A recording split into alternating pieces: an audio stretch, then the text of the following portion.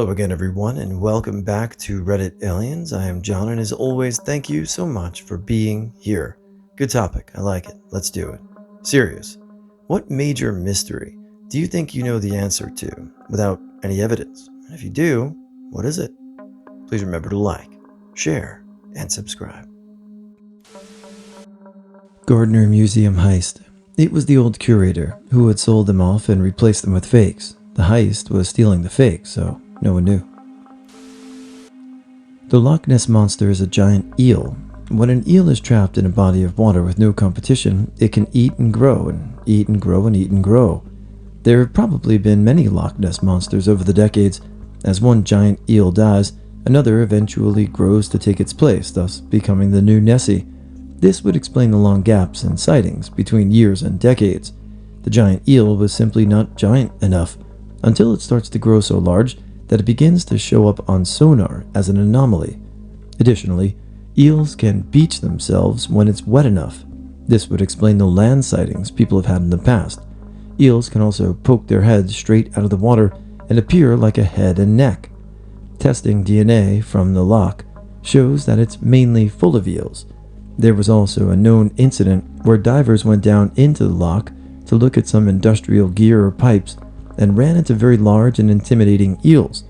They were so large that it was uncomfortable to be around. I recall reading this in a book when I was a kid. Nessie is simple, a giant eel. Nurse in Saskatoon, Saskatchewan, Canada, went missing for 2 weeks in 1962 after going out to mail letters, then found buried in a shallow grave not far from her home. What no one ever mentions is her neighbor was the unwilling accomplice of his serial killer uncle in 1929 in the case that became the Angelina Jolie movie Changeling. Even the bio written about the guy glosses over the story of the nurse in a single sentence that just calls her the nurse in the neighborhood, even though they were next door neighbors, and he was her postman. I know a middle school's music teacher committed suicide to avoid accusations from a student. I was standing at the corner where the gym connects to the hallway to elective classes. Two people start talking, and the woman says, "We've talked about this a lot at this point. I just need to know if it's true, so our lawyers know how to respond, and Z and I can leave to avoid the press." "It's close to that." He interrupts a few times, but she keeps redirecting to get an answer. He says, "Yeah, it's true." She just says, "Okay," and I hear heels clicking toward me. It was the music teacher's wife, and she heads out of the double doors toward an exit instead of the way people normally leave. He heads out after her, and we made eye contact. All day before, I heard rumors that he was in trouble for something, but nobody knew exactly what. All day after, I hear he didn't show to class, and nobody knows where he is. The next day, we found out he'd died on the way to school. Everyone was saying he may have lost control of the car, or someone ran him off the road. I think he drove into the median going 80 as an escape hatch. Nothing was pursued about the girl, who I only knew as an acquaintance. The Zodiac may not have been the killer, just someone with inside knowledge of the killings and taking responsibility for it. If you think of the killings as everyday crimes, like a botched robbery of a taxi driver, Paul Stein, it makes sense.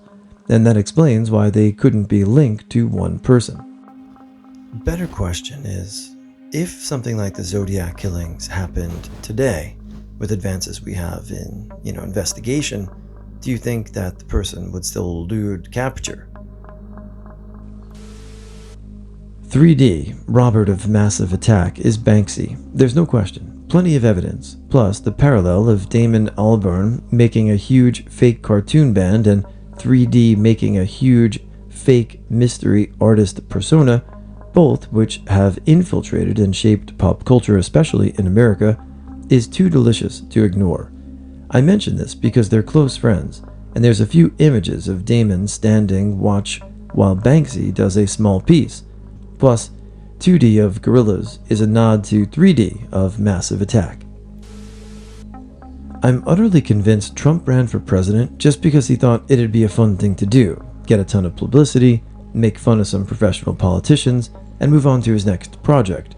He didn't start taking it seriously until he realized he may be in with a chance. Then, his ego just went bananas, and we all know what happened next. The Secret Service killed JFK. I once saw a picture, I haven't been able to find it since, of a Secret Service agent holding an AR-15, one of the earlier models like the 601 or 602, since this was before it was fully adopted by the military, at the low ready, standing on the back of the president's car after Oswald started shooting at the motorcade. I don't know if it was intentional, or if the agent flinched and negligently discharged a round into the back of JFK's cranium, but it would eliminate the magic bullet theory and the need for a second shooter on the grassy knoll. The mob didn't kill JFK. They didn't because their stories don't add up, but they think it makes them scarier or have clout. Jack Ruby is just a rando in all of this because he was seen as too much of an idiot to be trusted with anything by the mob people he knew. I believe that right as a person dies, there's a burst of brain activity that puts you into a dream state that feels like it goes on for years, even though it really is just a split second of actual time, and you basically have a pleasant, heaven-like fantasy experience until you're ready to accept your death. The Fermi paradox, aka, where are all the aliens? The reason we don't see any evidence of alien civilization in the galaxy is because we're the first intelligence to evolve. Until the last 4 billion years, the universe was a very bad place for complex life to survive. Quasars and gamma ray bursts would regularly sterilize whole galaxies. Our solar system formed just as things were quieting down, and life will be possible for the next trillion years. So, we're very early. If you're looking for the wise, ancient civilizations that leaves its mark on the galaxy, look around. We're it. Kind of a conspiracy theory, but also a bit of a mystery considering what's going on in Russia right now. The reason the Wagner group initiated a coup attempt was actually a plan by Putin to pull out of Ukraine and save face while doing so. He then got cold feet and made up the story of the Wagner group going to Belarus as the perfect plausible cover story, as they can turn around at any time and march on Moscow again, forcing their military to pull out of Ukraine. A lot of thought goes into the JFK assassination with regard to the grassy knoll. Some people have lofted the idea that third shot was not from the knoll, but from the front of the car, an accidental discharge of a clambering Secret Service agent. This would explain the lack of a full autopsy, the bullet holes in the windshield, the confiscation of film. I believe another source confirms the round to be standard issue for Secret Service at the time, and other items I'm sure you could look up. This is just a theory though, but it's a strong one. There are holes. Why was the route adjusted? What did Ruby have to do with this, etc.? Food for thought. When heat death is finally achieved in the universe, it will trigger a new Big Bang, just like with particle and antiparticle pairs being created only everywhere. Once everywhere is nothing, and all fundamental particles decay, something will have to happen. We can't know everything about a field, and it being truly empty violates that. Trump is orange because he takes a lot of Viagra. Viagra has a side effect of tinting your vision blue. So Trump looks in the mirror and sees blue-tinted orange and thinks he has a nice tanned complexion. He applies his makeup to look the way he thinks looks good, because he never listens to anybody, and so he's orange. I'm pretty sure that my grandmother's brother knew about or had something to do with the Calder Road murders in Texas back in the 80s. He's long dead, but his behavior and movements around that time were fishy. When I was 11 or 12, I wanted to go to my friend's house for horseback riding right through that field. He made a big fuss, telling my mom never to let me go near that place. My mom and grandma were quite put out because they said he hung out there all the time with one of his friends. Well, if your grandmother's brother didn't have anything to do with it, that's some pretty odd behavior, and there's a lot of evidence stacking up right there. You should probably look into that. I genuinely believe there would be far less misunderstanding, arguments, and hatred in not only internet discussion, if people learned to distinguish between opinions, assumptions, facts, feelings, impressions, and personal beliefs, and started to call them that. This ought to be taught in all schools from an early age. My son said it's dark, it's done, nothingness. I told him there's so much more. I'll see you again. Love never dies. 3 days after his funeral, I saw him under the tree in our yard, our spot, and I dreamt about him a bunch. Last time, he said, I gotta go, so much to do, and, okay ma, you were right, say it, you told me so. He was 33. I know he's still coming around, we see him. God damn it, I miss him. Secret Service killed JFK accidentally. There's a documentary called JFK the Smoking Gun that lays it all out, and makes sense to me. Obviously, it's covered up because it's super bad for the group in charge of protecting someone to accidentally kill him. That time travel has been probably achieved, probably by multiple people. The issue is that they didn't have any ability to find an absolute fixed reference point in our universe to track the location of Earth against. So, due to solar, stellar, galactic movements, anyone who has tried to travel outside of time would probably end up in the same point in space as when they started, but they would have ended up thousands of miles away from Earth and died in the void of space. Ghost sightings are caused by carbon monoxide poisoning. Every single symptom associated with ghost sightings, paranoia, a sense of unease, the chills, visual hallucinations, are all symptoms of carbon monoxide poisoning. I don't have an answer, but the evidence to suggest something strange is going on is mounting.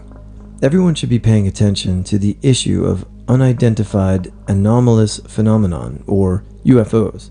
Since David Grush's whistleblower claims, Congress has supposedly been briefed on similar programs and claims coming from people with higher clearance than Grush. Further, Congress has included in NDAA 2024 language that any special access program dealing with UAP must disclose their existence to Congress or have their funding cut. With the amount of attention Congress is giving this issue, I'm now convinced something very weird is going on. What that thing is, only they know. I've always felt that the multiverse theory is true, and black holes are the doorways between them. Anything that goes into a black hole from our universe ends up in another, pressed down to the tiniest point, and once the black hole has absorbed enough, the point in the other universe bursts and becomes a big bang and properly starts a new universe. I'm pretty convinced that the guys who escaped Alcatraz in 1962 lived. Most of the evidence is quite circumstantial, but adds up to make what I reckon is a pretty comprehensive picture. For instance, Mythbusters reenacted the journey they'd have to have taken and found out that it would have been perfectly possible given the climate conditions around that time of year. Not to mention that their family would regularly receive flowers and Christmas cards in the Anglin's handwriting. There was also the strange case of two random women showing up to their mother's funeral and not speaking to anyone, but that's debatable. Also, the photo of them from a year or so later that was deemed quite likely to be them. Yeah, maybe they all lived, or at least one or two of them lived.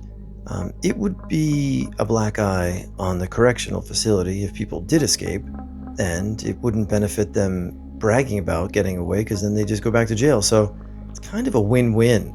So, I don't know. I agree. Stalin's death. I believe Molotov, Khrushchev, Malenkov, and Bulganin just bent him and pushed poison down his throat in the most vulgar way. They came to Stalin at midnight to discuss something and left. That's documented. Then, for a few days, he didn't get out and nobody got in, at least nobody who left a trace. The only person who allegedly saw Stalin dying aside of his political enemies, the chief of guard shift, got shot on the next day. That's documented. Known story is told by his subordinate, who never saw it personally. People who saw Stalin before and after death could tell anything were all either his direct enemies or just benefited from his death. I am convinced that there was insider knowledge at high government levels regarding 9/11. Whether or not they knew the specific day it was going to happen, that event allowed them to push through a lot of policies that Americans would never have tolerated prior to 9/11, and gave them the excuse to re-invade Iraq. I believe the victims of the attack were written off as a cost of progress.